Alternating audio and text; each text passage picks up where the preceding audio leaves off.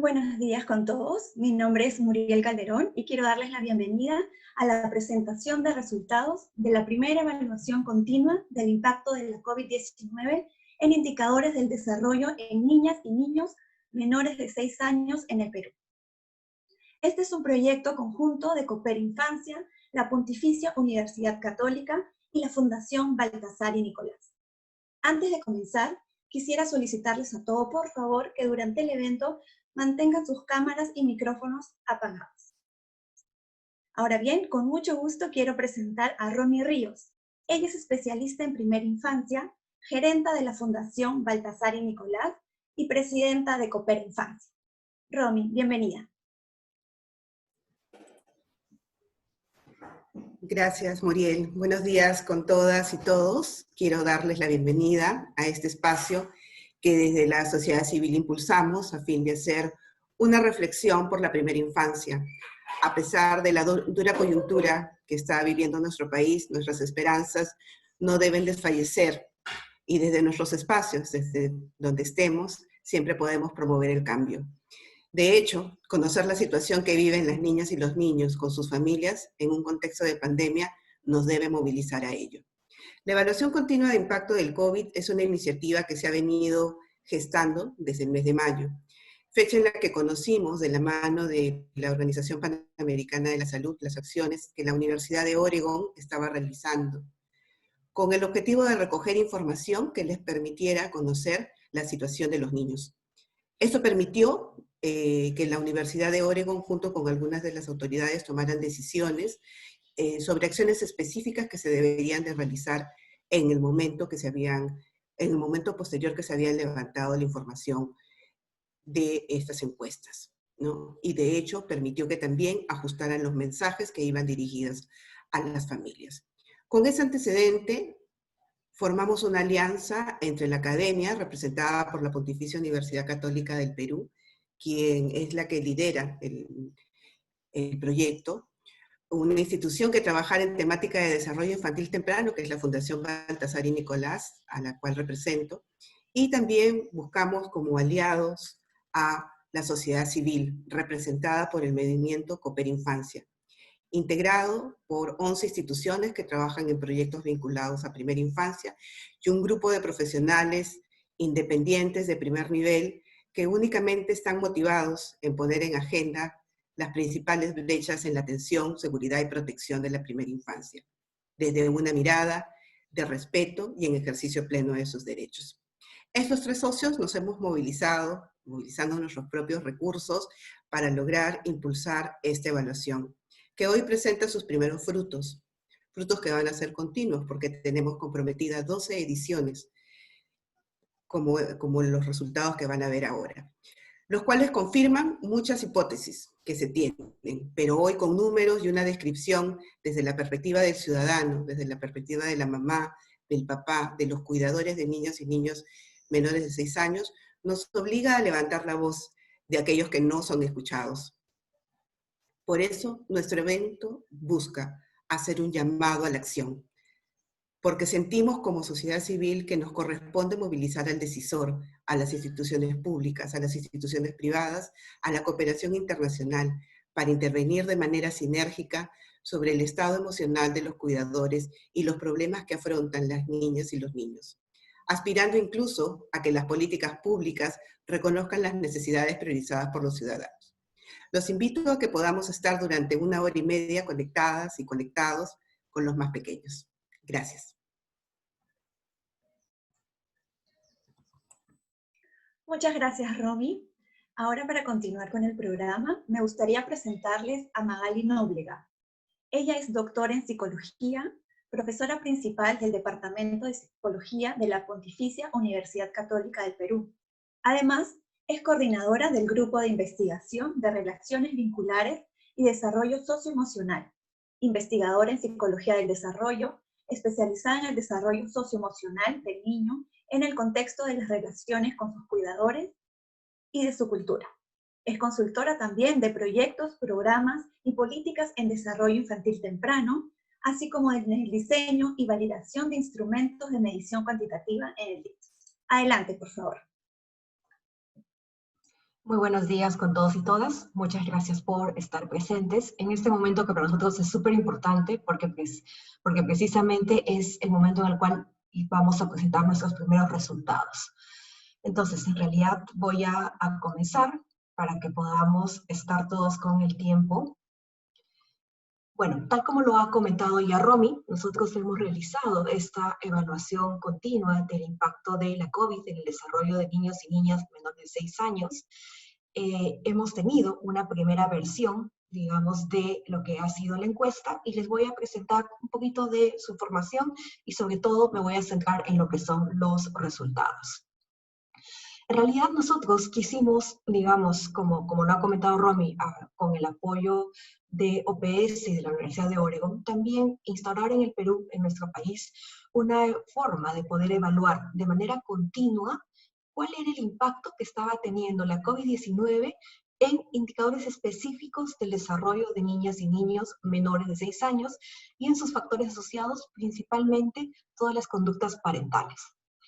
Aparte de poder identificar estas variables, digamos, para el grupo global, también queríamos identificar ciertos factores de vulnerabilidad que podrían hacer que ese impacto sea mayor en determinados grupos, más allá del nivel socioeconómico.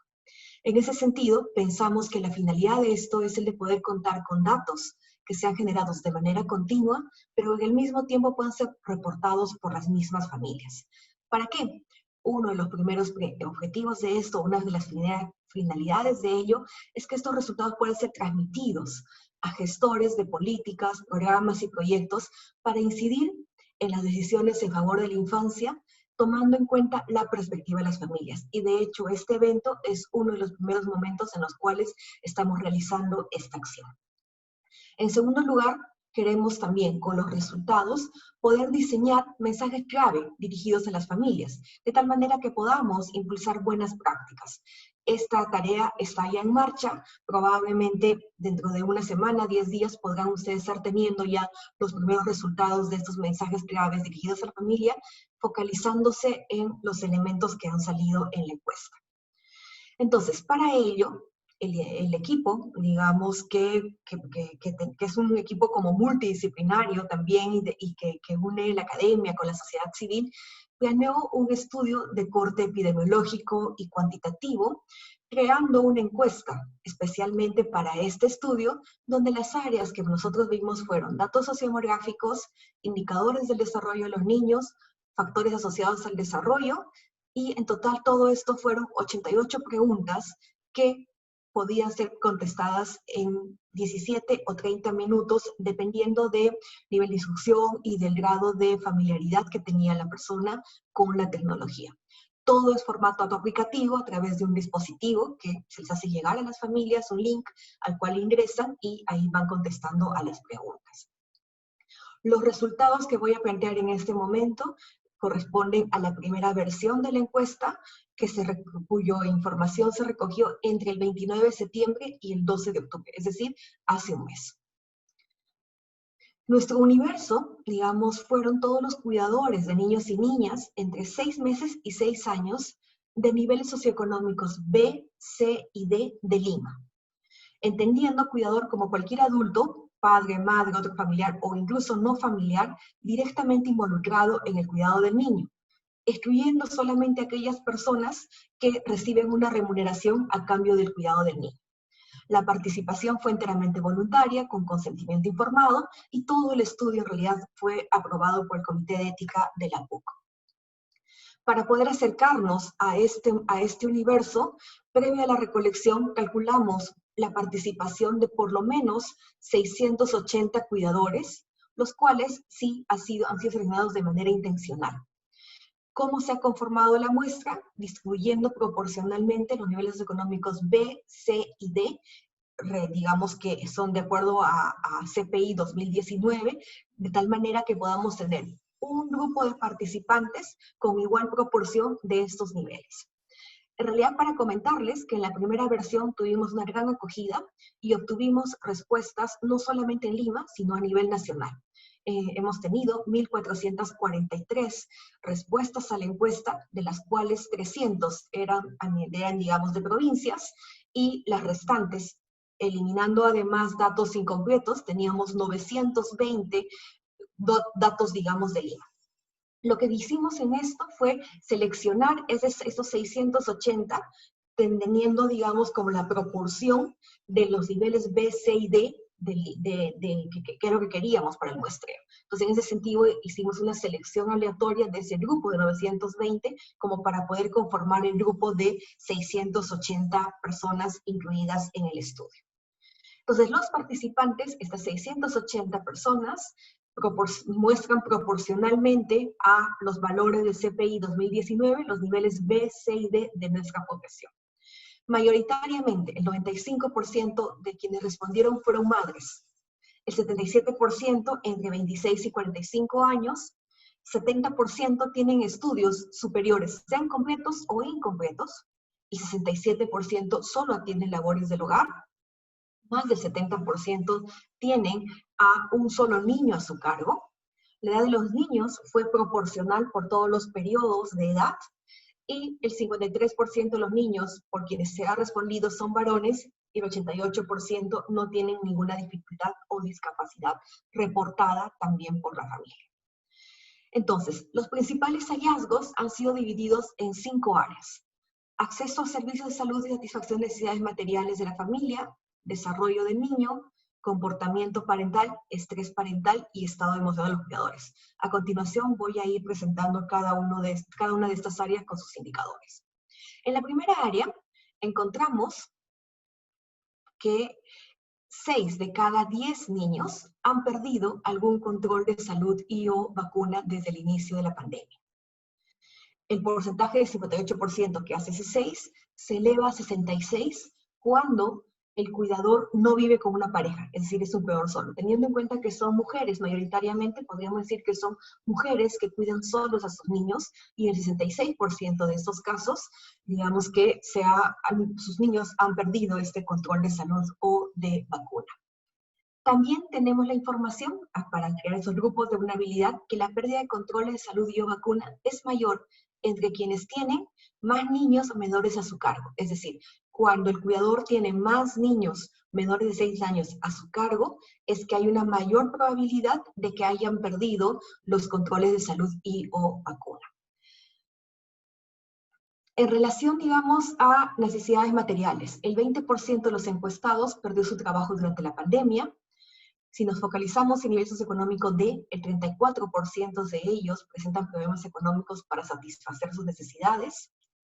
17% de los cuidadores generales de todo el grupo que han tenido alguna vez síntomas o han sospechado que tenían COVID no tuvo ningún acceso al diagnóstico en un sistema de salud.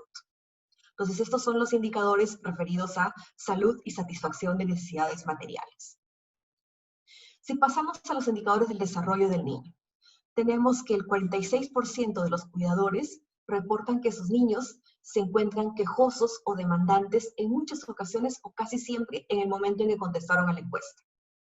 Además, que el 41% de los niños incrementó su nivel de demanda durante la pandemia. Es decir, en el tiempo de la pandemia, los niños han incrementado esa sensación de estar quejosos, molestos o estar muy demandantes. Este porcentaje del 46% se eleva a 65 cuando los niños tienen algún tipo de discapacidad. Y los cuidadores con mayor nivel de educación tienden a reportar más esta dificultad. Al mismo tiempo, tenemos que el 23% de los cuidadores reportaron que sus niños se encontraban miedosos o nerviosos en muchas ocasiones o casi siempre.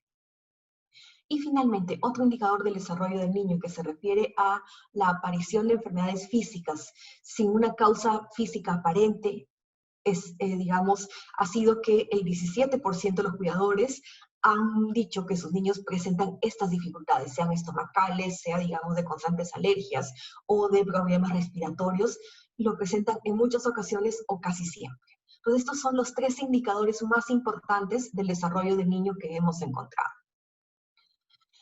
El 43% de los cuidadores están muy preocupados por el aprendizaje o desarrollo de su niño. Este porcentaje se eleva a 54 en aquellos cuidadores que no viven con una pareja, y el 72% entre los niños que tienen algún tipo de discapacidad o dificultad en el desarrollo. El 37% se encuentran muy preocupados por algún aspecto de su comportamiento del niño, y este porcentaje se eleva a 62% en los niños que tienen algún tipo de discapacidad, y además el porcentaje es mayor cuando el cuidador tiene mayor nivel de educación. Si pasamos a los indicadores del comportamiento parental, encontramos que el 30% de los cuidadores en muy pocas ocasiones comparte tiempo de juego con su niño, y que además el 17% siente que comparte menos tiempo de juego con su niño en este momento comparado con la época previa a la pandemia. En relación al cuidado y crianza, tenemos un 5% de los cuidadores que actualmente realizan menos tareas de crianza y cuidado de su niño en comparación a la época previa a la pandemia. Puede ser que no lo puedan hacer, o puede ser que también tengan algún tipo de apoyo y por eso se ha descargado la tarea en el hogar. Indicadores de estrés parental. Vamos a entrar ahora a elementos más del estado emocional del cuidador. Entonces, en relación al estrés parental, tenemos que el 48% de los cuidadores sienten que es difícil ser padre, madre o cuidador en el momento de la encuesta. El 49% siente que no maneja bien el cuidado de crianza, y el 30% siente que es difícil manejar las pataletas de los niños. Si juntamos como indicadores globales de ese estrés parental, tenemos que 4 de cada 10 cuidadores tienen 2 o 3 dificultades para afrontar la tarea parental. Es decir, 2 de estas dificultades, sentir que es difícil ser madre o padre, que no manejar bien el cuidado de crianza, o que es difícil manejar las pataletas, la tienen el 40% de los cuidadores. Cuando hablamos del soporte para hacer frente a este estrés parental, tenemos que el 33% en muchas ocasiones se siente solo o sola en su labor parental, y el 19% no comparte la crianza y cuidado con otro miembro del hogar. Si sumamos, o si es que hacemos un indicador compuesto, tenemos que 4 de cada 10 cuidadores tienen un indicador de inadecuado soporte para la tarea parental. Asimismo, dentro de esta misma área, tenemos que el 35% de los cuidadores tienen un indicador de dificultades, sea para afrontar la tarea parental, y además no tienen un adecuado soporte. Es decir, hay un tercio de los cuidadores que estarían en una mayor vulnerabilidad porque sienten el estrés, sienten dificultades para afrontar la tarea, pero además no tienen un adecuado soporte. Este porcentaje de 35% se eleva a 48% cuando el cuidador no vive con una pareja, y además tiende a ser mayor cuando hay mayor nivel socioeconómico y también cuando hay una menor disponibilidad de tiempo para el cuidado. Es decir, puede ser que trabajen fuera de casa o trabaja dentro de casa, en relación a, por ejemplo, quienes sí tienen el tiempo para poder atender, o que su labor es solamente la atención de los niños. Digo solamente entre comillas, por supuesto. Otro indicador de estrés parental es el de que en el grupo que tenían que tener tareas de trabajo y cuidado al interior de casa, la conciliación de estos roles. El 63% siente que es difícil el cuidado del niño porque está trabajando o estudiando en casa. Entonces acá hay uno de los mayores impactos también que está teniendo la pandemia. En cuanto a indicadores del estado emocional de los cuidadores, nosotros exploramos indicadores de depresión, de ansiedad y de estrés. En relación a los de depresión, tenemos que el 28% de los cuidadores tienen un indicador de depresión, que puede ser o pérdida de interés en las cosas que hacía antes, o sentirse decaído, deprimido o sin esperanzas. Y el 22% tienen estos dos indicadores. Entonces tienen dos, digamos, señales de que algo en el estado anímico de la persona a nivel de un estado anímico de depresión puede estar pasando con ellos. Si sumamos los dos, tenemos que 5 de cada 10 cuidadores, es decir, cerca del 50% del grupo participante tiene 1 o 2 indicadores de depresión.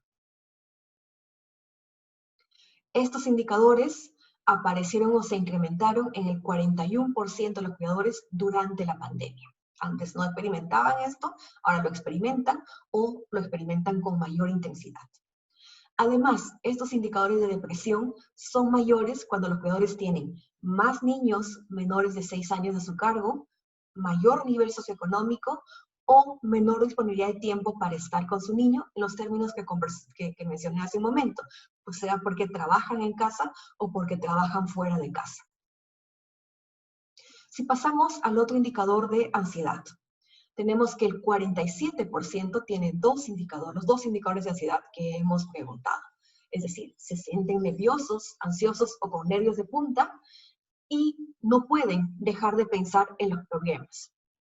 El 39% tiene solamente uno de ellos. Sumando estos dos, tenemos que 9 de cada 10 cuidadores tienen 1 o 2 indicadores de ansiedad, siendo uno de los indicadores como más altos dentro de todos los resultados que hemos obtenido, porque estamos hablando de casi el 90% del grupo participante. Estos indicadores de ansiedad aparecieron o se incrementaron en el 44% de los cuidadores durante la pandemia. Entonces ahí podemos atribuir que realmente pueden haber habido condiciones previas, pero la pandemia digamos que hace que estos se vivan con mayor intensidad o en algunos casos recién aparezcan como indicadores de ansiedad. Estos son mayores cuando los cuidadores tienen mayor nivel de educación. Si pasamos al último indicador, que es de estrés, digamos, antes habíamos hablado del estrés parental, pero ahora vamos a hablar del estrés en general de los cuidadores. 6 de cada 10 cuidadores se sienten estresados en muchas ocasiones o casi siempre. Este estrés apareció o se incrementó en el 48% de los cuidadores en el periodo de la pandemia, y este es mayor cuando los cuidadores tienen menor disponibilidad de tiempo para el cuidado del niño, porque trabajan dentro o fuera de casa. Entonces estamos encontrando que el hecho de trabajar dentro de casa o tener que salir fuera de casa es un factor de vulnerabilidad para varios de los indicadores que hemos podido recoger. Si hacemos un consolidado de el estado emocional de los cuidadores, sea por ansiedad o depresión o estrés, tenemos que 7 de cada 10 presenta al menos uno de estos indicadores. Y esta presencia de algún indicador del estado emocional del cuidador es mayor o aparece principalmente en cuidadores de mayor nivel socioeconómico o en quienes tienen mayor nivel de educación.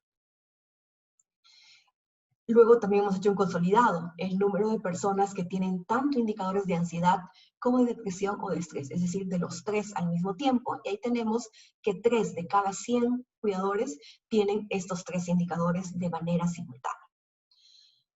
Entonces, para poder concluir, podemos decir que los participantes fueron principalmente mujeres de 26 a 45 años con educación superior, completa o incompleta, que se dedicaban a la atención de la familia y que tienen a su cargo a un solo niño.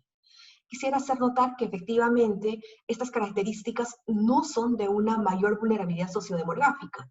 ¿Por qué? Porque tenemos, digamos que hay solo un niño, tenemos que mujeres principalmente dedicadas a la atención y que hay algún nivel de instrucción. A pesar de ello, estamos viendo los resultados que he mostrado en cada una de las áreas.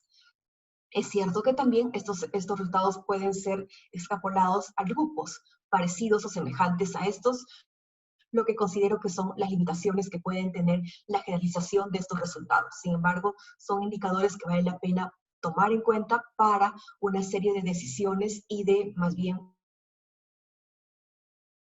intervenciones. Las dificultades en el estado emocional del cuidador es uno de los aspectos reportados más frecuentemente, en particular los indicadores de depresión, ansiedad y estrés.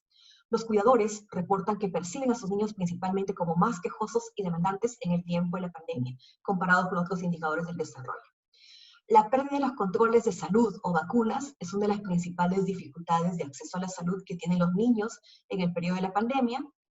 Otra conclusión es que los cuidadores reportan que se encuentran muy preocupados, sea por aspectos del aprendizaje, desarrollo o del comportamiento de su niño, que los cuidadores reportan dificultades para conciliar los roles de trabajo, estudio en casa y el cuidado del niño.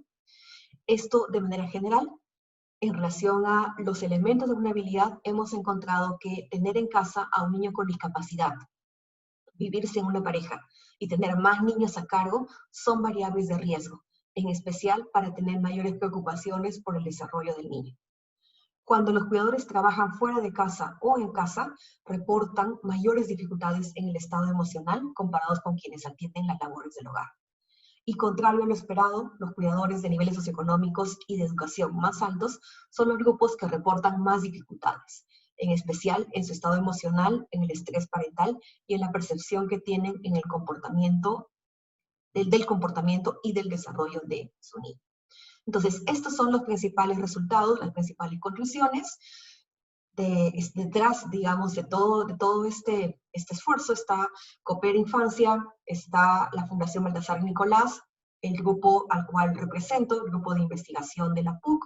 Al mismo tiempo, hemos tenido el apoyo de la PUC también con el Instituto de Opinión Pública, que nos ha ayudado con toda la plataforma como para poder levantar la información. Muchas gracias. También quería, digamos, agradecer a quienes han sido nuestros socios de la sociedad civil en esta primera versión, que han sido las instituciones de Transforma, Zumbi, el Instituto de Investigación Nutricional y además RedSur. Muchas gracias, Magali, por la presentación de tan interesantes datos. Ahora bien, quiero invitar a todos los participantes. Hemos elaborado una pequeña encuesta, la cual tiene solo 2 preguntas. Vamos a dejar en el chat el link al cual pueden ingresar para responder esta encuesta, la cual va a estar activa unos minutos nada más. Les voy a mostrar, perdón. Esta es la encuesta. En la primera pregunta les pedimos marcar, por favor, 2 opciones. La pregunta indica, por favor, marque las 2 acciones que cree se deben priorizar en respuesta a los resultados mostrados. Habiendo escuchado la exposición de la doctora Magali Nóblega, les pedimos, por favor, contestar esta pregunta. Como les indico, está en el link en el chat, está el link. También en nuestras redes sociales en las cuales estamos transmitiendo van a poder encontrar el chat el link para poder responder las preguntas.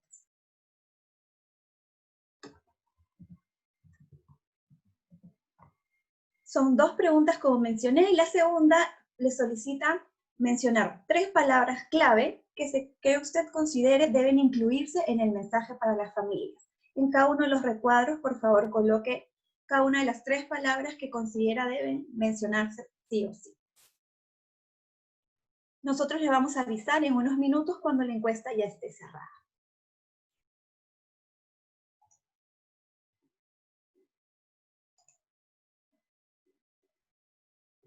Ahora bien, mientras les pido, por favor, no dejen de responder esta encuesta, ya que va a ser para nosotros muy importante tener sus opiniones, quiero presentarles a Betsabe Butrón. Ella es asesora regional en salud infantil de la Oficina Panamericana de la Salud y Oficina de la Organización Mundial de la Salud en la región de las Américas. Es pediatra y especialista de salud pública con más de 20 años trabajando en la salud de la madre, niñas, niños y adolescentes. Y desde hace 5 años es responsable de la cooperación técnica en la salud de la niñez a nivel regional en la sede OPS y OMS en Washington, D.C. Estimada Betsabe, adelante, por favor.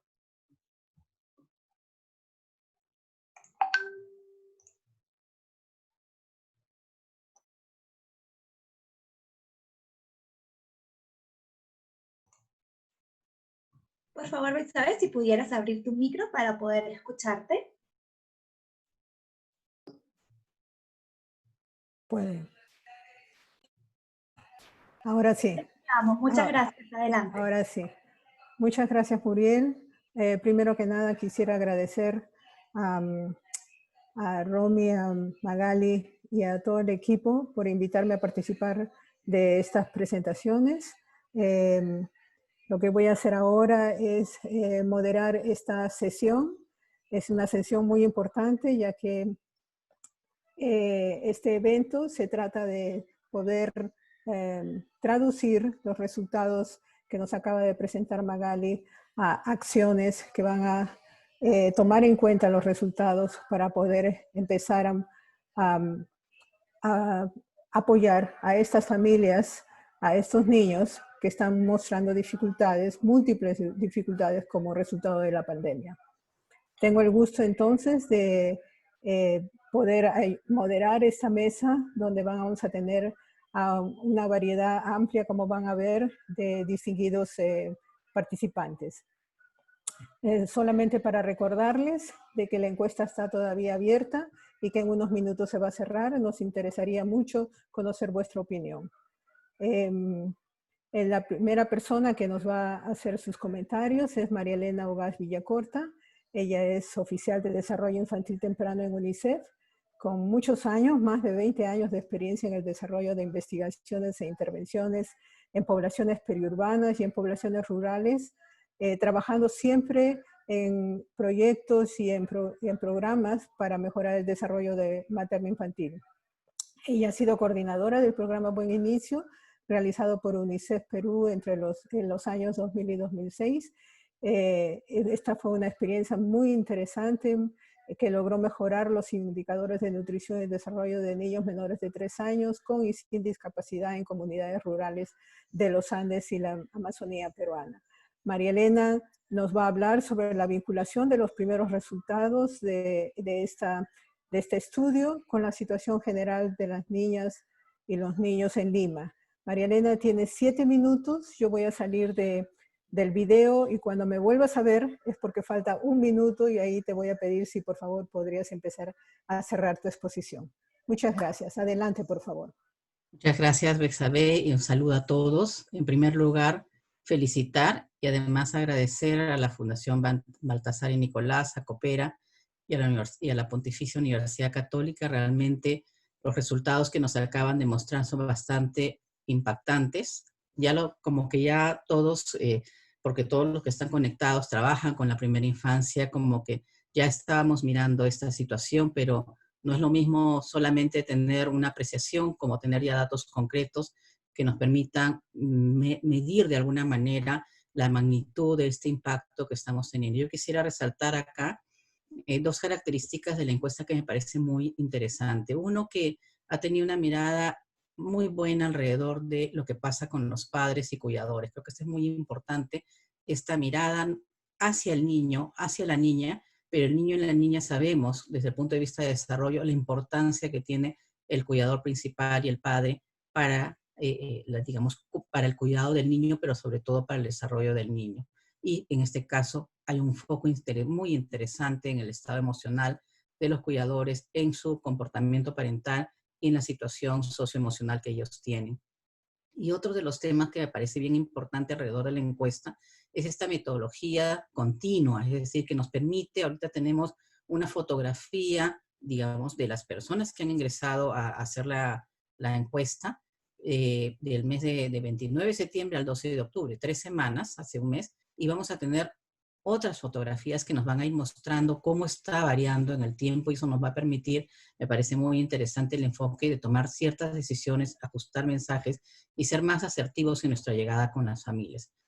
Solamente mencionar que es bien interesante el tema porque esta caracterización de las personas que han llenado, de alguna manera nos dice a quiénes estamos mirando, porque el país es muy diverso, pero en este momento estamos mirando a gente que vive en Lima, especialmente, principalmente, 95% mujeres. Entonces estamos mirando a las mujeres que tienen un niño, que 75% tienen un niño, que tienen educación superior completa o incompleta, pero tienen un nivel de educación un poquito mayor, y que además 67% hacen labores domésticas, solo labores domésticas. Entonces estamos teniendo una lectura de este grupo de población, como decía Magali, estoy de acuerdo, como que estamos hablando de un nivel un poquito, digamos, mayor en el sentido de condiciones, mejores condiciones que pueden tener otras familias que pueden estar en mayor vulnerabilidad o mejor condiciones. Creo que sería muy interesante mirar un análisis por sexo. Ahorita no se puede porque la muestra es muy pequeña, pero creo que sí sería interesante tratar de mirar que también los padres puedan completar la encuesta. Y acá quisiera hacer algunas acotaciones sobre los resultados. Todos ustedes manejan el tema, entonces estoy hablando con gente que conoce el tema. Sin embargo, todo este tema de los servicios, ¿no? El acceso a los servicios de salud sabemos que ha sido un problema, sigue siendo todavía un problema porque si bien es cierto, comparada a la situación que teníamos al inicio de la pandemia y los reportes primeros que sacaba el Ministerio de Salud, sobre más de 600.000 niños, por ejemplo, con brecha vacunal, ¿no? Y por eso se instalan ya en julio las campañas, digamos, de vacunación, y ahora con el tema de la difteria mucho más. Entonces, eso hace que, pero todavía estamos mirando septiembre, estamos mirando justamente un grupo de población que en Lima no está teniendo todavía el acceso a este tipo de servicios que son fundamentales, que ya lo sabemos, y que van a afectar definitivamente la salud, ¿no? Los controles de crecimiento y desarrollo, la vacunación, la suplementación, son tan importantes también para el desarrollo integral del niño, ¿no? Y con relación al tema de trabajo, esto, digamos, es muy importante. El 20% ha perdido el trabajo o tienen dificultades para asumir, digamos, las condiciones básicas que necesitan para poder mantener y tener condiciones para, digamos, el cuidado de los niños, pero también las condiciones de vida, ¿no? Entonces, aquí quisiera mencionar que esto coincide muy bien con un estudio que acabamos de terminar, es una estimación de la pobreza monetaria que ha hecho UNICEF con Pedro Lavado, y donde se ha encontrado en esta estimación que se va a incrementar en 10 puntos porcentuales la pobreza monetaria en general, es decir, de 20.2% que estaba en enero de 2019, va a ser 30.3% en enero, en este año, en el 2020, lo cual significa que 3.3 millones de personas van a sufrir o van a caer en pobreza a consecuencia de la pandemia. ¿Y qué pasa con los niños? Que este es el grupo que desde UNICEF también hemos priorizado. La pobreza monetaria es de 26.6% en enero a 39.9% en el 2020. Es decir, vamos a tener más niños, niñas y adolescentes en que van a caer en condición de pobreza. Estamos hablando de 1.233.000 niños, niñas y adolescentes. Entonces, sí, este es un tema crítico, ya sabemos la situación que tenemos y que definitivamente va a impactar, y lo está mostrando los hallazgos del estudio, va a impactar en las condiciones que tienen los padres, la familia, para sustentar el hogar, y por tanto va a afectar definitivamente también el cuidado del niño y de la niña.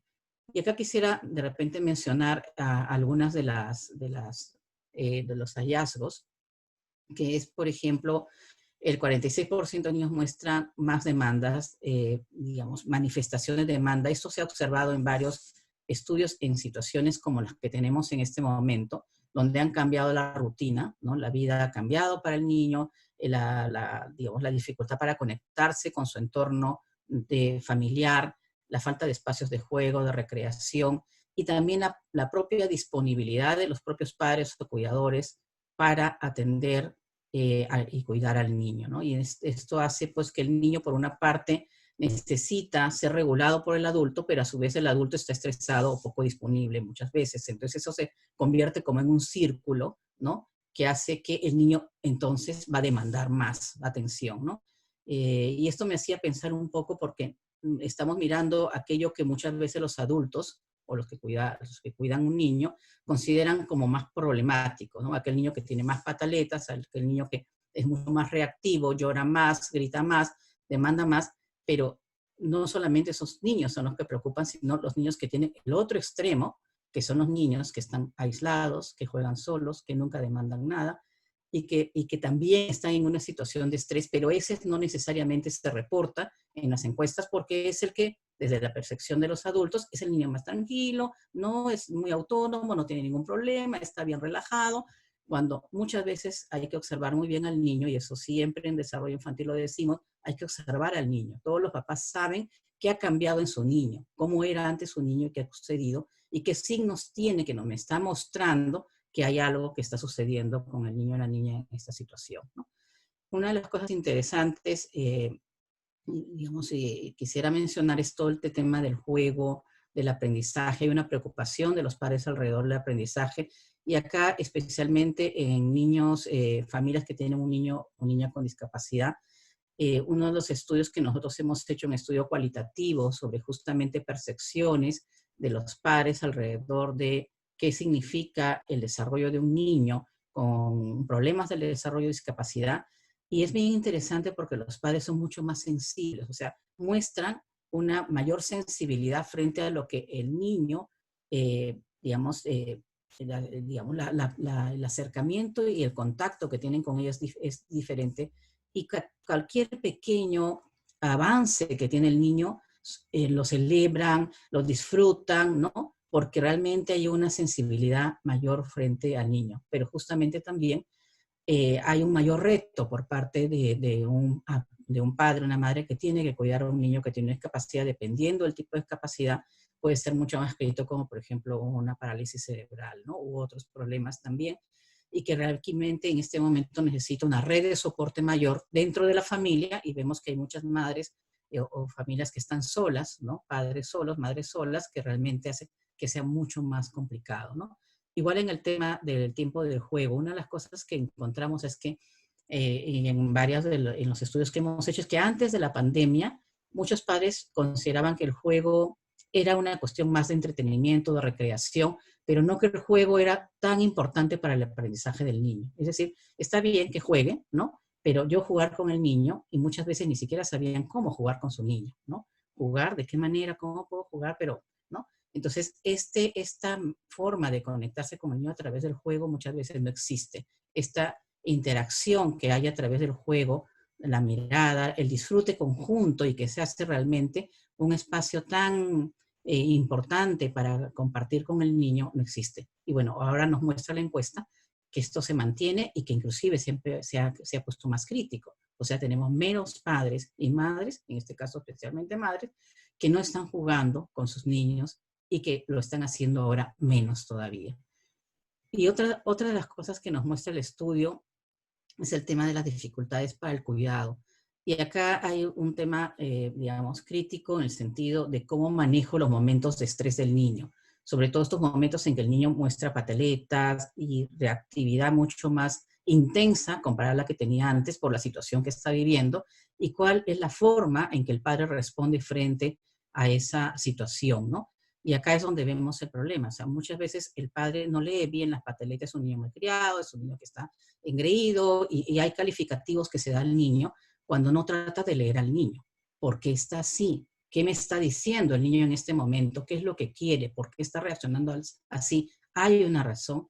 ¿Y cómo el padre puede conectarse y tratar de entender eso? Y entonces acá es muy importante esto que mencionaba Romy, también Magali, es qué mensajes le vamos a dar a los padres, qué tranquilidad les vamos a dar a los padres, cómo los vamos a ayudar a que se conecten mejor con el niño, y puedan en ese momento, justo en ese momento de estrés, en que el niño que está mostrando una situación de desregulación, se ha desregulado el niño, y no puede ser que haya un adulto desregulado, porque finalmente ambos terminan, o terminan la mamá yéndose, porque no puede tolerar eso, o termina pegando al niño o zarandeando al niño. Y ya sabemos que el tema de la violencia también es un tema complejo que hace perder la confianza del niño en su cuidador, cuando en ese momento es en el momento en que más necesita un adulto regulado, un adulto disponible, un adulto capaz de ponerse en la mirada del niño, en la situación del niño, leer al niño y tratar de responder a eso que necesita en ese momento el niño, ¿no? De repente quiere que esté con él, o de repente tiene hambre, o de repente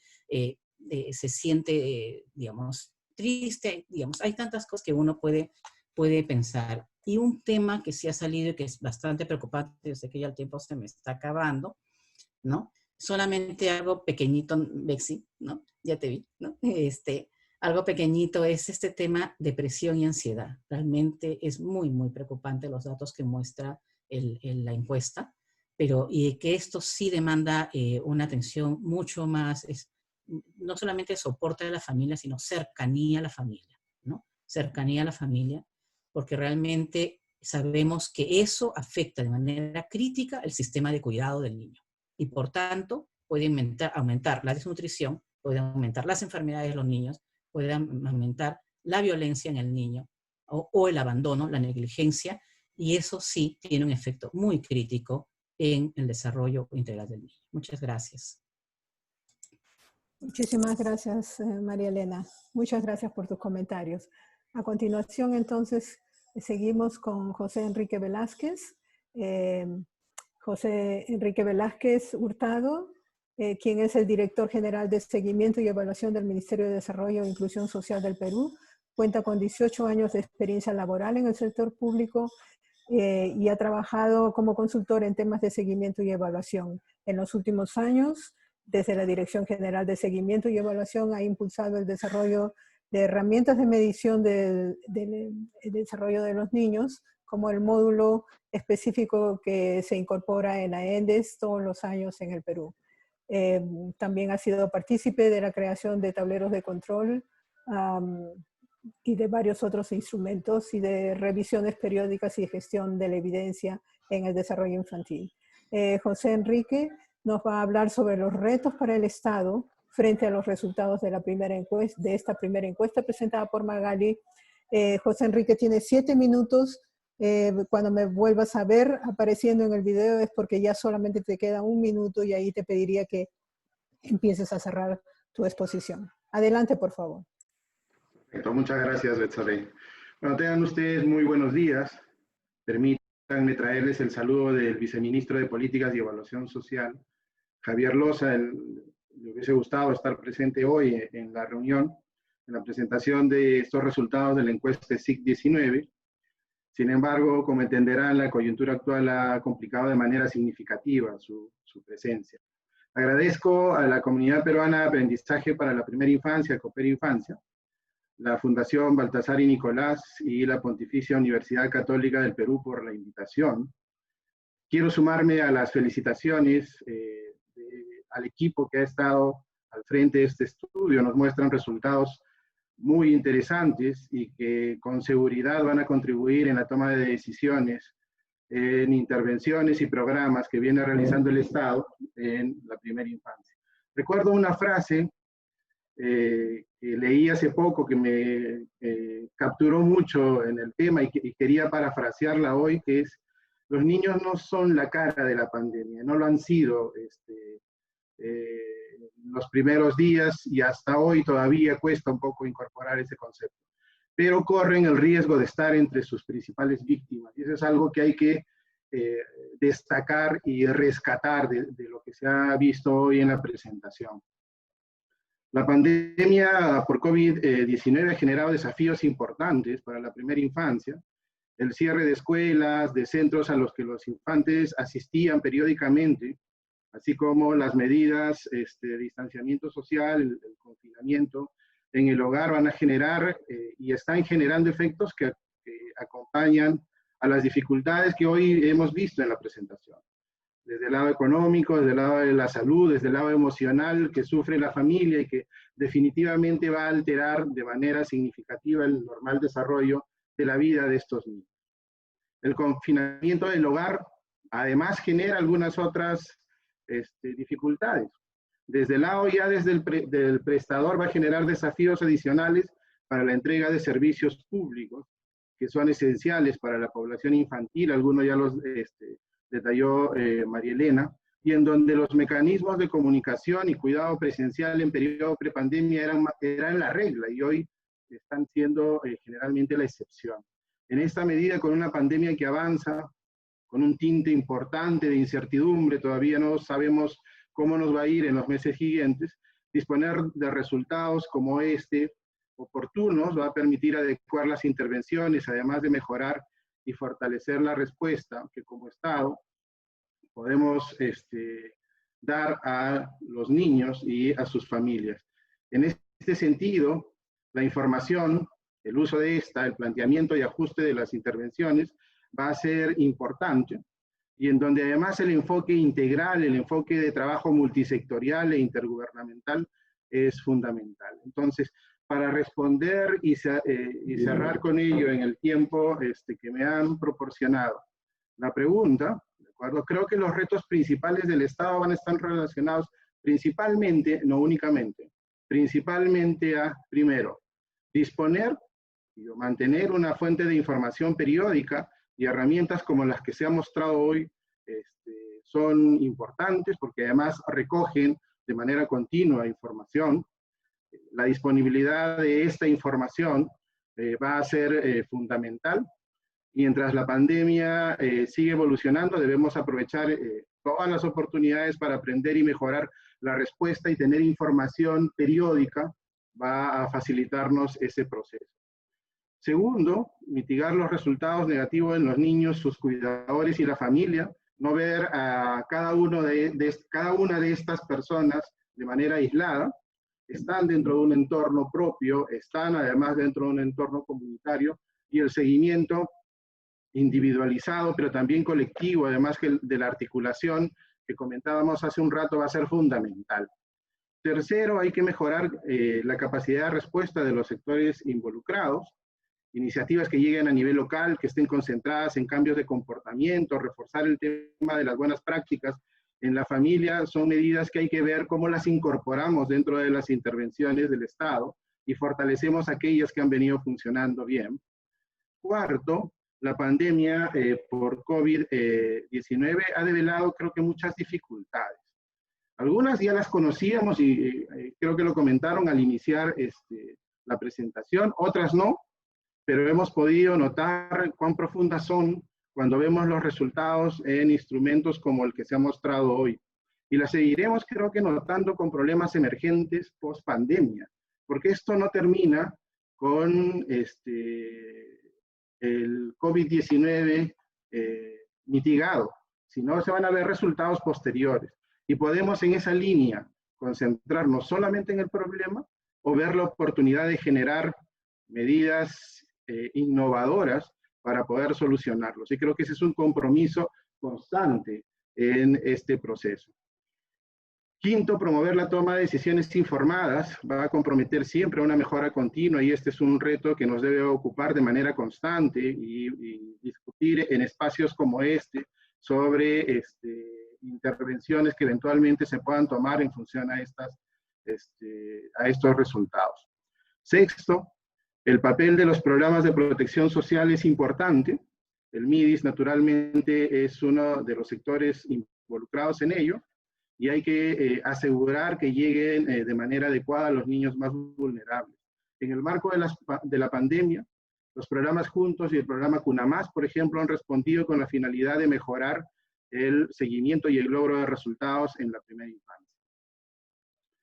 Punto 7, creo que hay que dar una prioridad en función a lo que también se ha visto, la continuidad de servicios centrado en la población infantil, sobre todo el servicio de nutrición, de inmunización y otros tipos de atención materno y neonatal. Hace 10 días vimos que falleció una niña con difteria. El tema de vacunación es crucial, y hay que también mantenerlo en la mirada. Lo mismo en el tema escolar, que si bien es cierto, dentro del grupo etario vamos a ver básicamente educación inicial, necesitamos mantenerlo dentro de las posibilidades. Y último punto, con eso cierro el detalle, el proporcionar un apoyo práctico a los padres y cuidadores, lo que incluye desde cómo vamos a hablar de la pandemia con nuestros niños, nuestros hijos, cómo manejar su propia salud emocional y la de sus niños, y cuáles van a ser las herramientas para facilitar hoy, en este contexto, el aprendizaje de los hijos, porque naturalmente va a ser una preocupación constante. Muchas gracias. Muchísimas gracias, José Enrique, por tus comentarios. Vamos a pasar inmediatamente a la exposición de Jorge Muñoz. Jorge Muñoz Wells es el alcalde, como ustedes conocen, el alcalde de la Municipalidad de Lima desde el año 2019. Ha liderado la Escuela de Producción de Espacios Públicos Barrio y Niñez para realizar proyectos urbanos integrales orientados a contribuir en el desarrollo urbanístico y social de la ciudad a favor de la primera infancia en 7 distritos de Lima Metropolitana. Durante su gestión, ha convocado y elegido a niños y niñas entre 7 y 10 años como consejeros de alcalde, con la finalidad de brindar a los niños y niñas un espacio de participación ciudadana. El señor alcalde de Lima nos va a hacer comentarios alrededor de las acciones que desde la gestión municipal se pueden realizar para responder a los problemas identificados por el estudio. Tiene 7 minutos, el señor alcalde, y cuando me ve usted aparecer en el video es porque ya le queda 1 minuto y ahí le rogaría ir cerrando su exposición. Adelante, por favor. Bien, muchas gracias, Betsabe. En realidad espero que no tenga que tomar tanto tiempo porque lo que vamos a contar son cosas bien puntuales y estamos siempre enfocados desde qué hacer desde la municipalidad y haciendo siempre estas alianzas que son muy importantes. Yo creo muchísimo en las alianzas, por eso quiero iniciar esta disertación agradeciendo a Coopera, a la Pontificia Universidad Católica del Perú y a la Fundación Baltasar y Nicolás, que son quienes han propiciado esta reunión, con datos que son muy importantes, por cierto, datos que nos van diciendo por dónde estamos y cómo esta pandemia afecta a nuestros niños y a nuestras niñas en el mundo en general, pero digamos aquí en el Perú, de todas maneras hay una afectación muy clara y eso es algo que tenemos que poder saber para poder actuar. Nosotros en la siguiente lámina vamos a ver algunas cifras de Lima Metropolitana, como es natural, que es el espacio en el que estamos nosotros actuando. Y quisiera que prestemos atención porque estas son cifras del INEI del año que está corriendo. Tenemos 644.949 niños y niñas de 0 a 5 años. Esto es más o menos el 6.5, 6.4% de la población de Lima Metropolitana. Pero tenemos una población un poco mayor, de 1.832.060 niños y niñas de 6 a 14 años.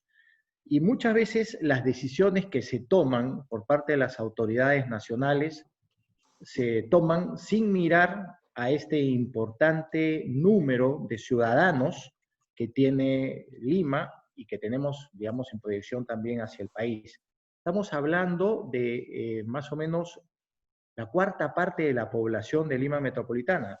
Si sumamos ambas cifras que aparecen en estos momentos en la presentación, estamos hablando de 2.477.009 ciudadanos. Y entonces es importantísimo tenerlos en cuenta. En la siguiente lámina vamos a ver algunas cifras también de preguntas que nosotros hicimos a niños y niñas. Esto fue durante el mes de abril de este año. Si bien es cierto que el estado de emergencia se declaró, a partir del 16 de marzo, en el mes de abril encontramos que había que hacer una medición. Y quiero que nos detengamos claramente a ver esta situación, porque son encuestas hechas a los niños, no son encuestas, digamos, a otros agentes, sino a los propios niños y niñas, y son encuestas realizadas por la Municipalidad de Lima, con un público encuestado de niños y niñas de 5 a 11 años. La primera cifra que podemos ver, o el primer porcentaje que podemos ver, dice que 54% de los niños demandan mayor atención de sus padres durante esta cuarentena que estábamos pasando o esta situación de pandemia. Fíjense qué importante, y esto se condice con las cifras que nos han presentado anteriormente, donde se puede ver que hay una necesidad de mayor atención a los niños y a las niñas de nuestra sociedad. Pero esta mayor necesidad de atención no solamente se ve en esta expresión, sino en varias cosas que muchas veces los propios niños y niñas no pueden expresar. Cuando se les pregunta qué te está pasando, a veces es difícil que ellos puedan explicar qué les pasa.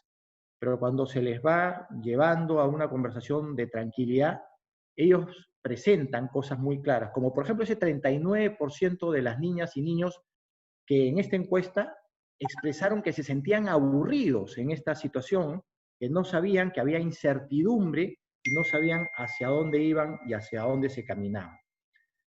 La siguiente cifra que podemos ver dice que el 52% de los niños de Lima Sur se sienten aburridos y en lo que es Lima Este, 12,3% sienten tristeza. Esas son cosas que tenemos que prestarle muchísima atención porque entre el aburrimiento, la tristeza, el no tener norte, no se les está generando futuro a nuestros niños. Y eso es algo que es muy problemático porque, como hemos dicho nosotros, los niños no son el futuro, ya son la realidad de nuestro país y en este caso de nuestra ciudad de Lima.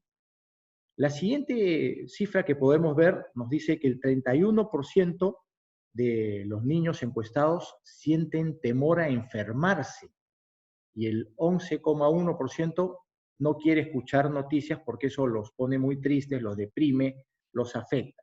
Pero quiero regresar a esta cifra del temor a enfermarse.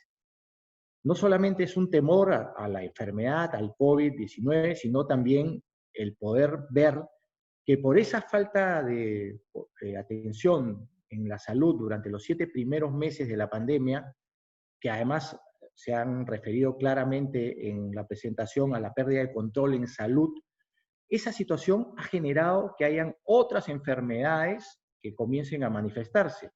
Una prueba de esta situación en los últimos días en Lima ha sido que después de más de 20 años se dan casos de difteria.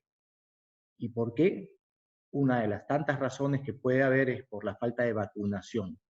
Felizmente que esta situación ya ha sido corregida por el MINSA y se está dando pues esta atención en vacunación a los niños, que es una de las cosas que se ha destacado que se había perdido en estos últimos tiempos.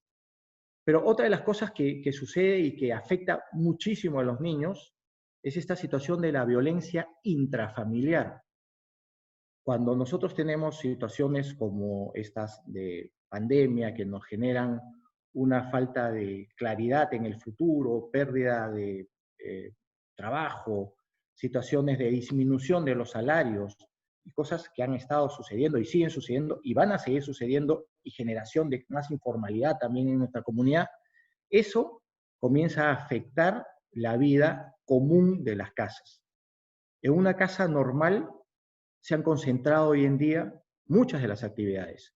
No solamente es un hogar, es también en las casas estamos trabajando, hay teletrabajo, se convierte en lugar de trabajo, pero no solamente eso, sino es un espacio donde también se realizan las transacciones, los comercios, las compras desde la propia casa. Entonces hay una mayor concentración de situaciones al interior de los hogares. Y muchos de los hogares de nuestra ciudad son hogares que tienen dimensiones muy pequeñas, y el hecho de haber estado confinados tanto tiempo también ha generado un impacto no deseado en las familias y particularmente en los niños. Vemos en la siguiente lámina que la carencia del uso de los espacios públicos también genera un impacto en las criaturas, en los niños y las niñas de nuestra ciudad. 1 de cada 10 personas que usa el espacio público en pandemia es menor de 14 años. 2% de las personas que usan el espacio público en tiempos de pandemia son menores de 5 años. Y esto es también una situación donde nosotros tenemos entonces que, frente a este reto, ser lo suficientemente creativos para poder generar espacios para los niños y para las niñas, pero espacios que sean seguros y donde ellos no pierdan esa calidad y esa capacidad de emocionarse con sus juegos, con sus fantasías, y sentirse además tranquilos y generar también un menor estrés en las familias, porque esta situación también genera un estrés, como se ha visto en la presentación que se ha hecho de los resultados, en las personas que tienen el cuidado directo de los niños y de las niñas. Vamos a la siguiente lámina. Ahí podemos ver cuáles son ya nuestras acciones, y vamos entrando a las acciones que estamos trabajando desde la Municipalidad Metropolitana de Lima. Quiero hacer una separación, y ahí por eso en la lámina ven punto 1 y punto 2. En la presentación se ha hablado de que nosotros tenemos el Consejo de los Niños, ese es el punto 2, que es un consejo muy importante porque gobernamos con los niños, y gobernamos escuchando a los niños como es natural. O sea, tenemos que escuchar qué cosa es lo que se necesita para poder hacer una ciudad mucho más atendible. Sabemos, como lo decía Francesco Tonucci, que una ciudad para los niños es una ciudad que es también totalmente vivible para los adultos.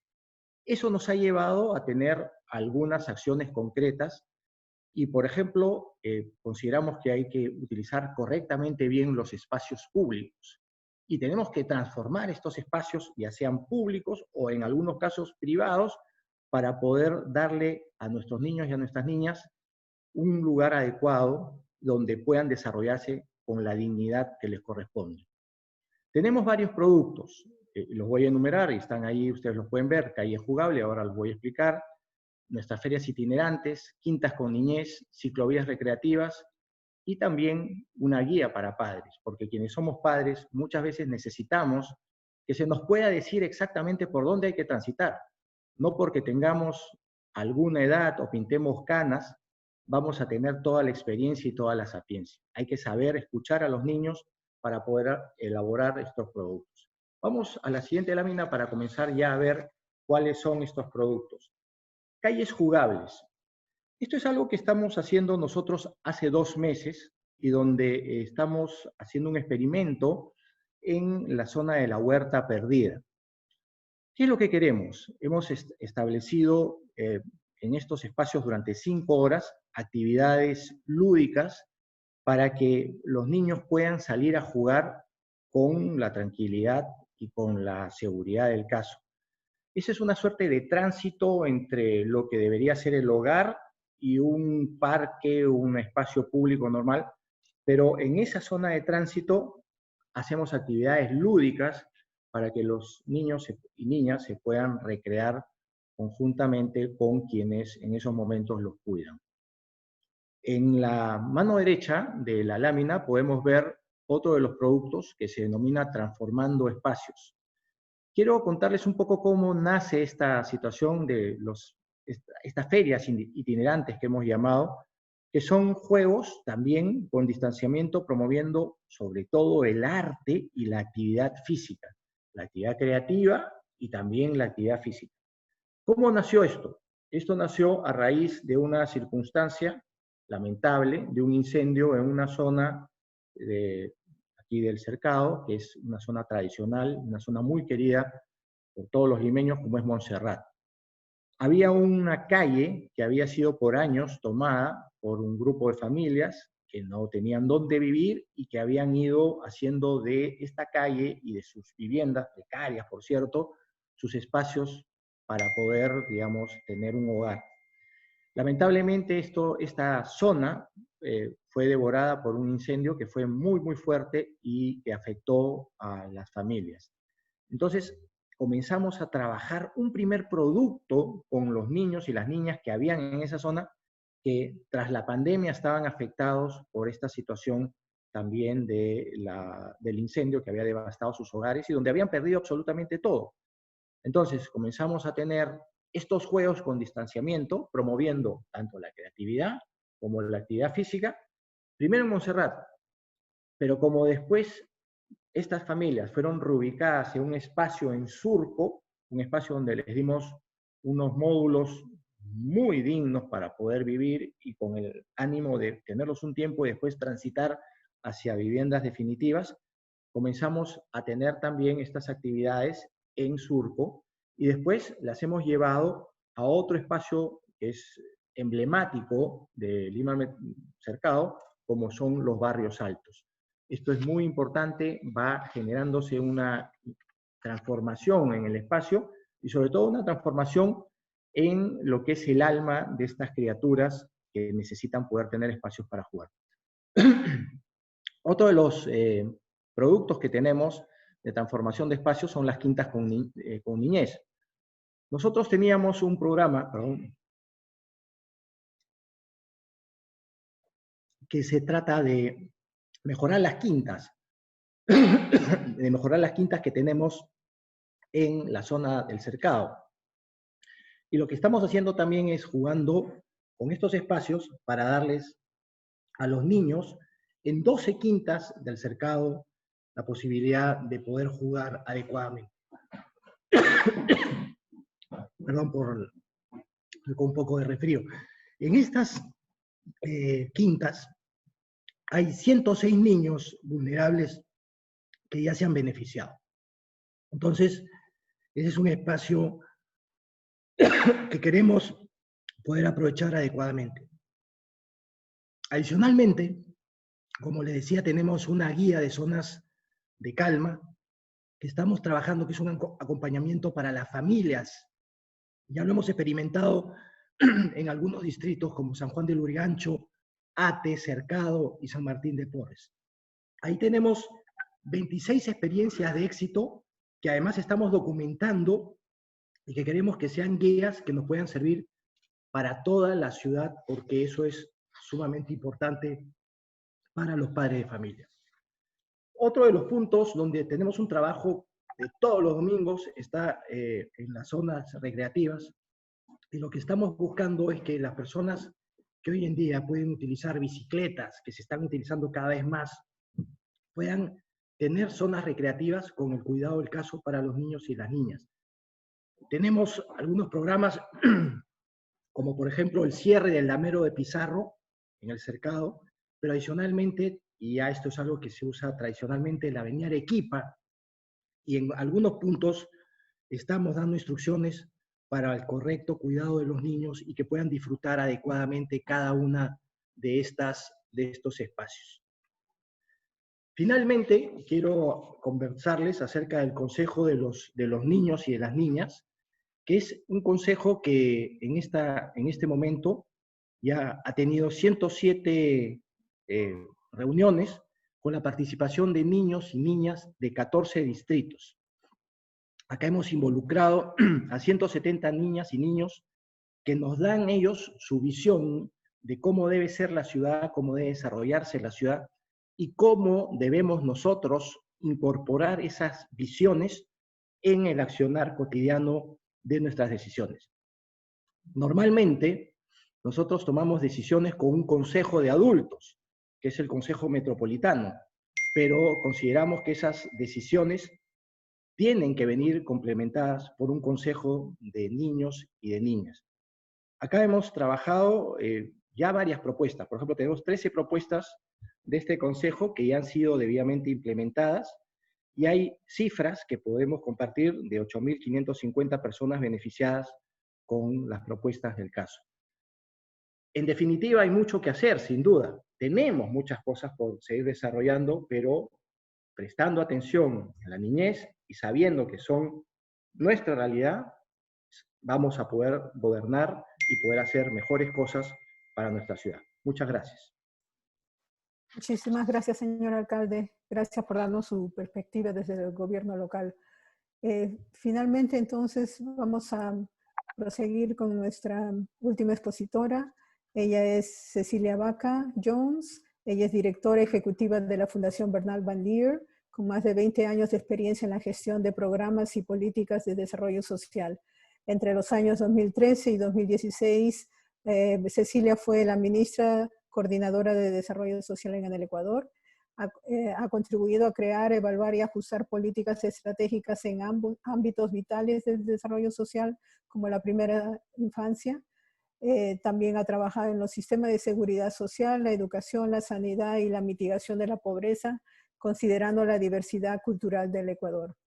Cecilia nos va a hacer sus comentarios alrededor de los retos en la implementación y sostenibilidad de esta encuesta continua del impacto de la pandemia sobre los niños pequeños.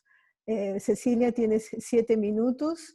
Cuando me veas aparecer nuevamente es porque ya te falta 1 minuto. Adelante, por favor. Muchísimas gracias, Betsy, y bueno, un gusto compartir este panel con el querido alcalde de Lima y con el resto de panelistas.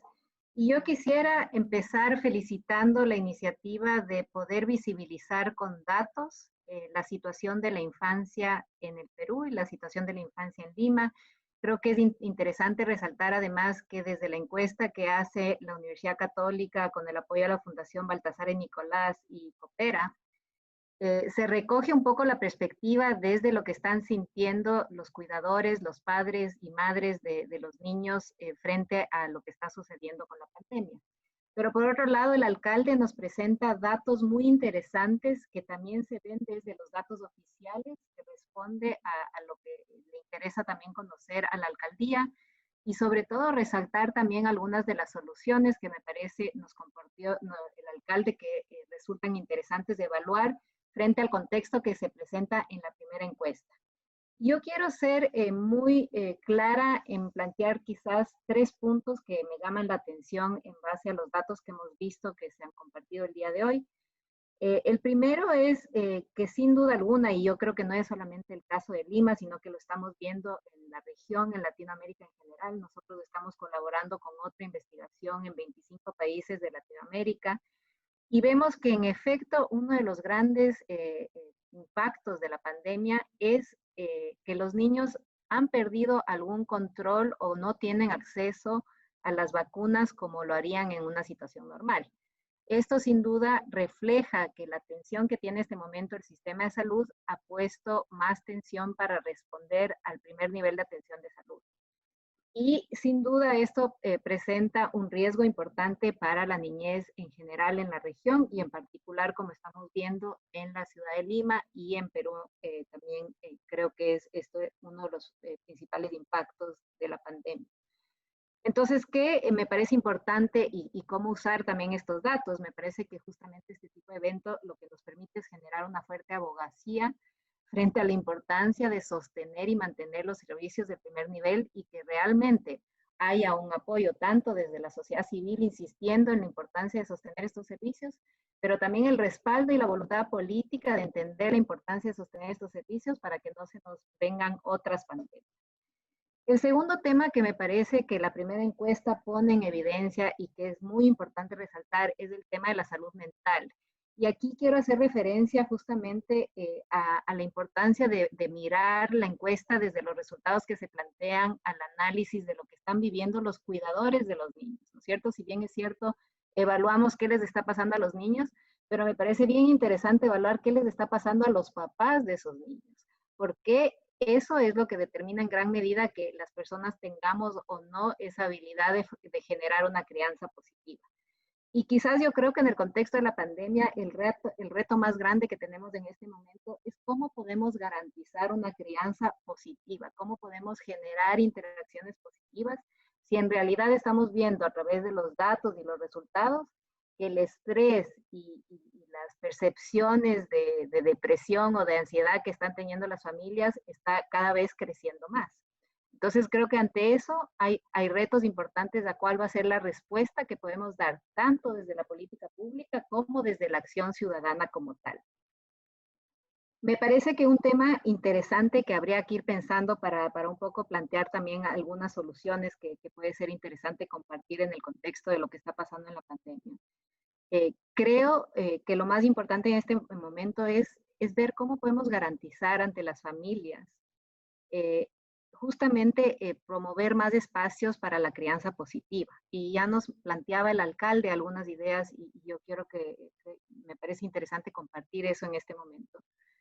Me parece que si pensamos que quizás una de las consecuencias de la pandemia es que las personas tienen esta frustración de que tienen menos tiempo para jugar con los niños, de que los niños se sienten aburridos, que los niños están frustrados porque no tienen actividades con las que se sientan involucrados. ¿Cómo hacemos para generar que nuestras ciudades se vuelvan espacios que realmente generen esas interacciones positivas, que realmente permitan el acceso a más espacios públicos, que promuevan esa seguridad y garanticen esas interacciones positivas? Creo que se han planteado algunas soluciones que son prácticas como cómo lograr que las calles promuevan más juego, cómo lograr que el espacio público se vuelva más comunitario, cómo lograr promover una vida más activa a través de la creación de ciclovías emergentes, que me parecen soluciones bien concretas que pueden ir combinando esas soluciones prácticas desde la política pública. Pero creo que además se tiene que garantizar, por otro lado, que se den en efecto cambios en los comportamientos de las familias, ¿no es cierto? ¿Cómo superamos ese miedo de salir al espacio público? Estamos viendo en estadísticas que 1 de cada 10 niños está en el espacio público. Esto debería ser aterrador, ¿no es cierto? Nosotros queremos tener indicadores sociales en donde en nuestras ciudades podamos ver a niños y sobre todo a los niños más pequeños explorando sus ciudades, explorando sus entornos. Y quizás el tercer tema que yo quisiera plantear como un reto importantísimo que tenemos, insisto, no solamente en la ciudad de Lima, que siempre es un ejemplo a seguir tanto en la región como en el mundo, pero creo que sin duda alguna también es un reto para el mundo en este momento. Y esto también yo lo vinculo mucho con esta situación de cómo vamos a poder garantizar una verdadera salud mental para estas familias que están expresando todo este estrés. Una de las soluciones que desde las prácticas que tenemos en la Fundación Bernard Van Leer estamos viendo como efectivas a nivel global es el poder generar también entornos más saludables. Y cuando hablamos de entornos más saludables, hablamos de la posibilidad que realmente se aproveche el contexto de la pandemia para reducir, por ejemplo, la contaminación del aire. Entonces, ahí es donde la combinación de otras políticas como el fomento de la movilidad activa permite reducir la contaminación del aire y por ende esto genera un mejor bienestar que también procura una mejor salud mental. Pero también yo creo que un tema y un reto importantísimo en nuestras ciudades es cómo generamos y acercamos los espacios públicos que ya mencioné antes, pero también cómo generamos esta conexión con los espacios de naturaleza que también tienen muchísima evidencia cómo la naturaleza incide en la salud mental de las personas. Y simplemente para cerrar y con un mensaje quizás también importante en cuanto a los retos que tenemos y vemos en el mundo. Yo creo que si bien es cierto, los datos nos dan cuenta de la situación que estamos viviendo en Lima y que estamos viviendo, insisto, de cierta forma en muchas ciudades de la región, creo que lo que los datos también deberían poder visibilizar es las brechas que tenemos en nuestras ciudades y eso también nos permitiría tomar ciertas decisiones que sean más focalizadas y localizadas.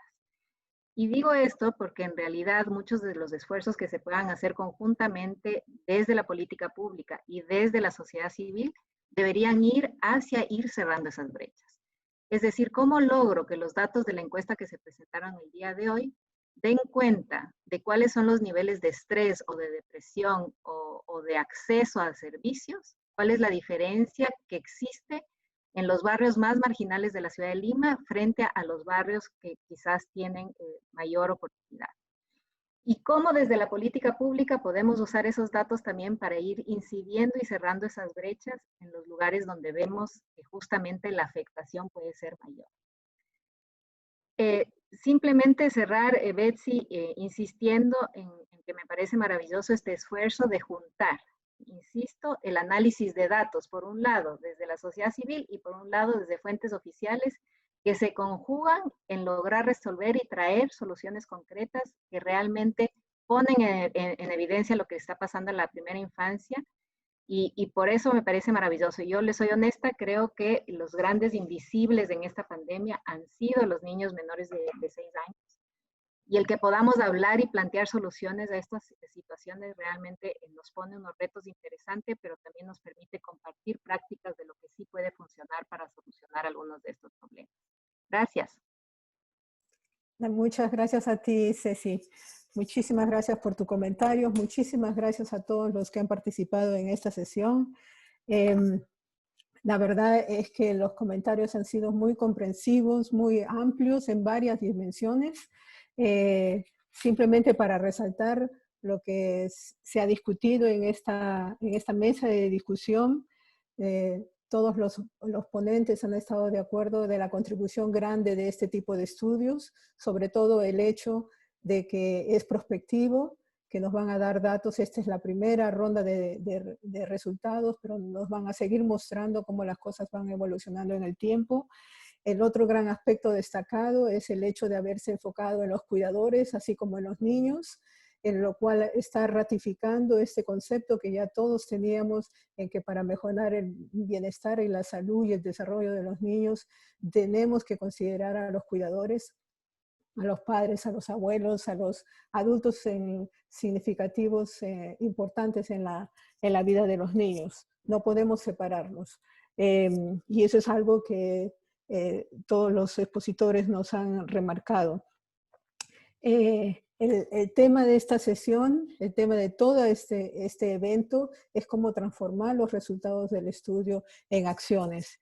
Y es importante, ha sido muy importante escuchar cómo ya varias de esas acciones han estado en práctica, tanto desde el Ministerio de Desarrollo Social como desde el gobierno local, la Alcaldía de Lima. Han habido muchas iniciativas que se han hecho con el fin de apoyar a padres y apoyar a los niños, sobre todo con un énfasis en los niños chiquitos, pero el señor alcalde nos hace recordar de que, sí, que que si bien hablamos de niños, estamos hablando de los niños incluidos aquellos que son mayores de 5 años. Él habla de cómo trabaja ha hecho esta encuesta con niños de 5 a 11 y cómo su consejo incluye adolescentes.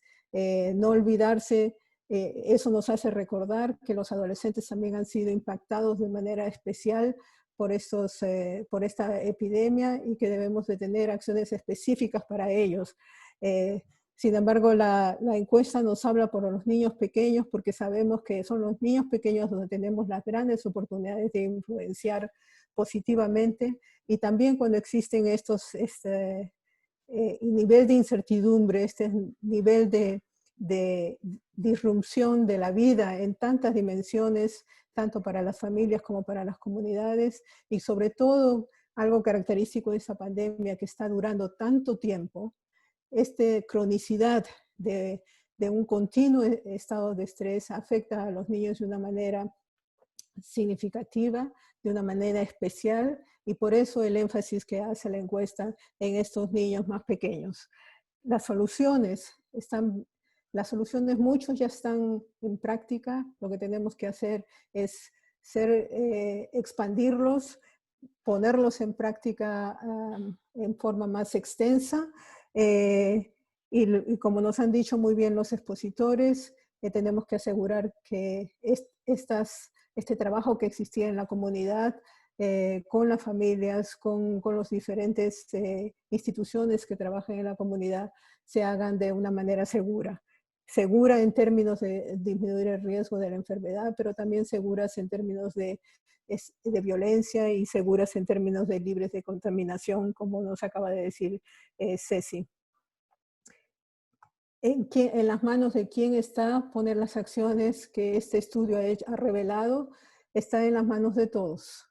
En cada uno de los que estamos atendiendo este evento, y nos han hecho mucho énfasis en el trabajo entre sectores, la coordinación entre sectores y el gran trabajo con otras instituciones, estas alianzas que nos mencionaba el señor alcalde, con la sociedad civil, con las iglesias, con todas las instituciones que están en la comunidad. Y la importancia de la participación de las mismas familias, sobre todo de las familias que están viviendo en condiciones muy difíciles, y la participación de los niños. Yo creo que el alcalde nos ha recordado la importancia de no olvidarse la participación de los niños, preguntarles a los propios niños cómo es que están viviendo esta pandemia, y a partir de sus respuestas poder pensar en readaptar, mejorar, complementar lo que ya venimos haciendo. Los niños también son fuente de muchas soluciones. Los servicios, creo que todos han hecho mucho énfasis en cómo la pandemia ha alterado el funcionamiento de los servicios de salud como los servicios sociales. Es una emergencia en este momento tratar de que esos servicios vuelvan a funcionar como lo hacían antes, y mucho mejor todavía incorporar alguna de las cosas, algunas soluciones para mejorar las limitaciones y las debilidades que esta pandemia nos ha hecho visibles. Ya sabíamos que algunos de estos servicios estaban con problemas antes de la pandemia, ahora nos los ha hecho este problema más visible, como por ejemplo con la epidemia de difteria que se está viendo en ese momento en el Perú. Pero así como en ese caso, hay muchas otras cosas que la pandemia está haciendo visible. Eso tiene el lado bueno de que ahora sabemos por dónde concentrar nuestras acciones. Y un tema que nos ha hecho visible de una manera muy explícita es de que no todos estamos viviendo la pandemia de la misma manera. Las consecuencias de la pandemia, si bien son para todos, pero no todos la estamos viviendo igual. Que hay grupos de familias que por su posición, sus condiciones de vida, por su posición socioeconómica, ya venían viviendo con muchas dificultades, y esta pandemia les está trayendo mucho mayores dificultades, tanto para los niños como para los adultos. Y eso nos obliga a pensar en las acciones que tengamos, de tratar de llegar a ellos primero, de tratar de llegar a ellos con mayor efectividad y con mejor calidad en los programas y en los servicios que pongamos en acción. que estos resultados nos sirvan para ponernos más energía, poner más intensidad en lo que venimos haciendo y poner un énfasis en la participación, en las alianzas, en el trabajo con otros y en escuchar a las mismas familias y a los mismos niños. Muchísimas gracias a todos los que han participado en este panel y le doy la palabra a Muriel. Gracias. Muchas gracias también al panel. Y también queremos agradecer a todos quienes han ayudado a contestar la encuesta. Para nosotros es muy importante poder, a través de esta encuesta, haber escuchado su voz. Ahora, para poder revisar los resultados de esta, voy a darle pase a Romy Ríos, que nos hará algunos comentarios al respecto. Bien, gracias, Muriel. Efectivamente, la primera pregunta estaba orientada a conocer, desde la percepción de ustedes, cuál es la acción más importante que se debería de priorizar. Todas las que estaban puestas como opciones, de hecho, consideramos que son importantes, pero ¿por dónde empezar? ¿No? ¿Por dónde empezar? Era la pregunta. Y lo que ustedes han manifestado es que hay que empezar por el acompañamiento a las familias, ¿no? Desde la lógica del autocuidado, del fortalecimiento de los vínculos, desde la lógica de un apoyo a la familia con un enfoque de apoyo psicológico, ¿no? Visibilizar el rol del Estado es también importante, como una segunda de las acciones, con un mayor involucramiento de las autoridades, ¿no? Campañas de comunicación que estén orientadas efectivamente a transmitir un mensaje idóneo, adecuado a las familias, y una de las intervenciones que también ha tenido como prioridad en la percepción de todos ustedes, es que la necesidad de escalar la encuesta. Y nosotros consideramos que sí es necesario hacer esto, ¿no? Dado que hoy estamos mostrando los resultados de Lima, pero sí necesitaríamos ampliar nuestra muestra y eso involucra la participación de todos. La segunda pregunta estaba orientada a identificar palabras que eran importantes no olvidar en ese acompañamiento posiblemente a las familias, en el mensaje que se dijera a la familia. Y ustedes ven ahí, tenemos una nube de ideas que cada uno de ustedes ha planteado, donde podemos resaltar la palabra clave paciencia.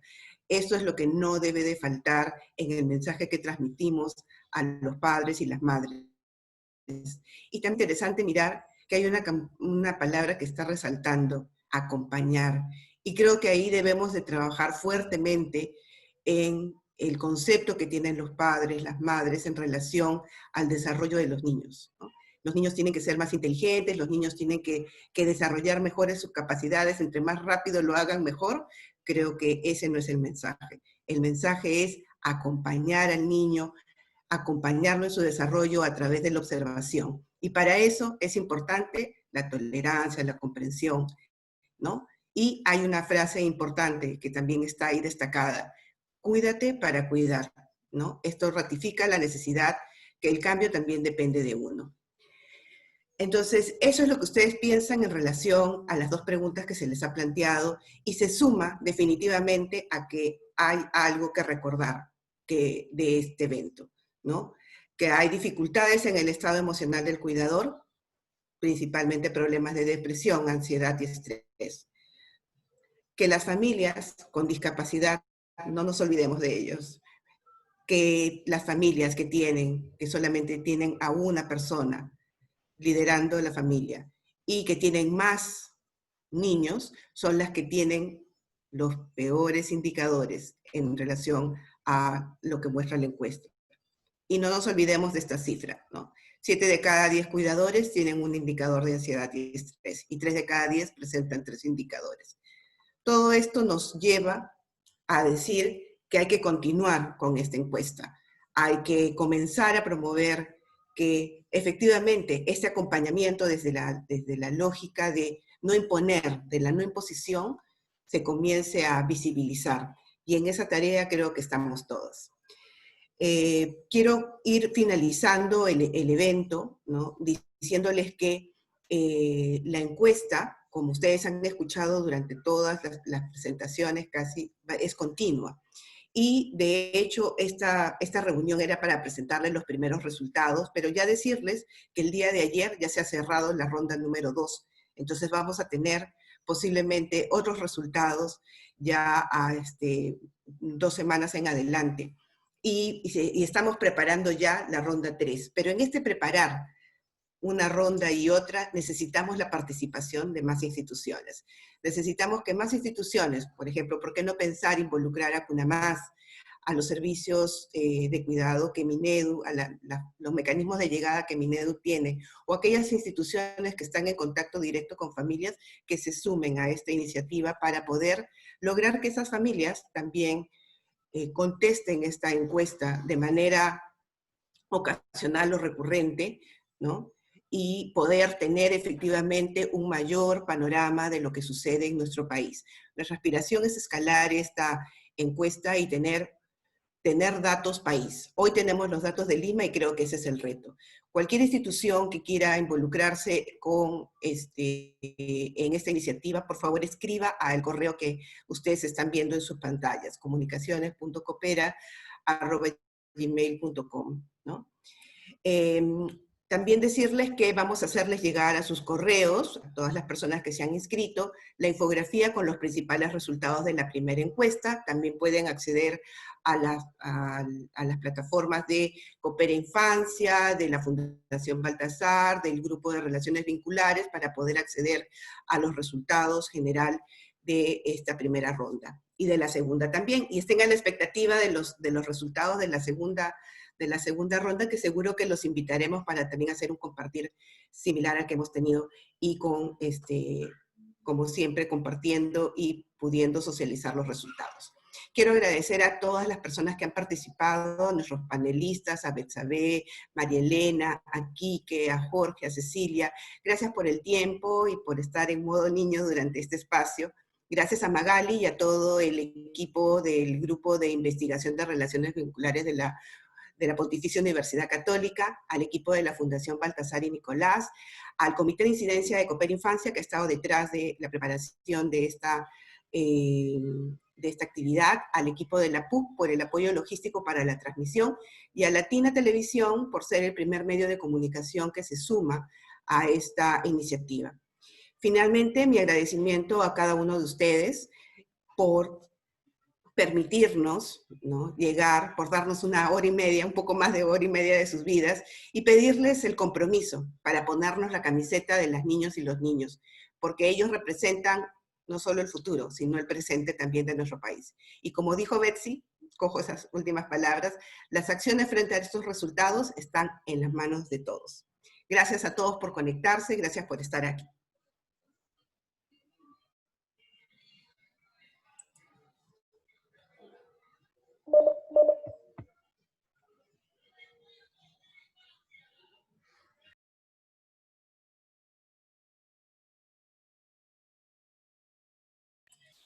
Gracias a todos. Gracias.